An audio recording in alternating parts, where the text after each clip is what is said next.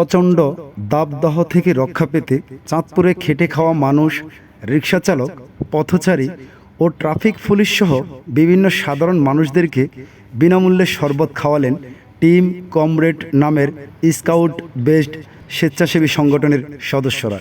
25 April বৃহস্পতিবার দুপুরে চাঁদপুর শহরের কালীবাড়ি শপথ চত্বর এলাকা সহ শহরের বিভিন্ন স্থানে বিভিন্ন যানবাহন চালক, রিকশা চালক, পথচারী, ট্রাফিক পুলিশ সহ বিভিন্ন ধরনের সাধারণ মানুষের মাঝে এই স্বেচ্ছাসেবীদের বিনামূল্যের শরবত বিতরণ করতে দেখা গেছে।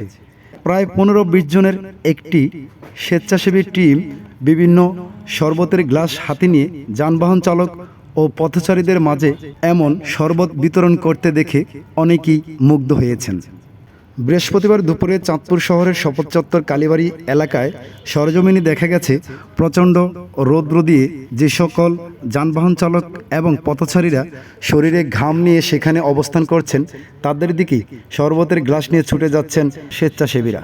তারা জানিয়েছেন, বৃহস্পতিবার দুপুর থেকে তারা এমন উদ্যোগ নিল, যতদিন এই দাবদাহ চলমান থাকবে ততদিন পথচারী ও রিকশা চালক সহ বিভিন্ন সাধারণ মানুষের মাঝে তাদের এই বিনামূল্যের শরবত বিতরণ করা অব্যাহত থাকবে। আমাদের টিম কমরেড হচ্ছে একটা স্কাউট এবং এসডিজি বেসড পিস প্রজেক্ট।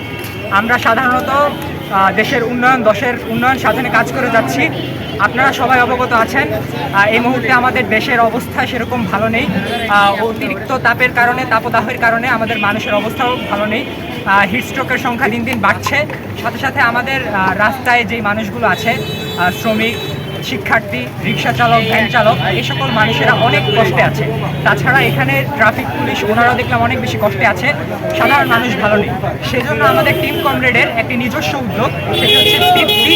এই তৃপ্তির মাধ্যমে আমরা মানুষকে ফ্রিতে তাদের শরবত বিতরণ করছি, যাতে করে তাদের এই তাপদাহের যাতে হিটস্ট্রোকের সংখ্যাটা না বাড়ে এবং তারা একটু প্রশান্তি পায়, সেই লক্ষ্যে আমরা কাজ করে যাচ্ছি। সবাই আমাদের জন্য দোয়া করবেন। এই কার্যক্রমটা যতদিন পর্যন্ত গরম আছে ততদিন পর্যন্ত আমরা চালিয়ে যাওয়ার চেষ্টা করব।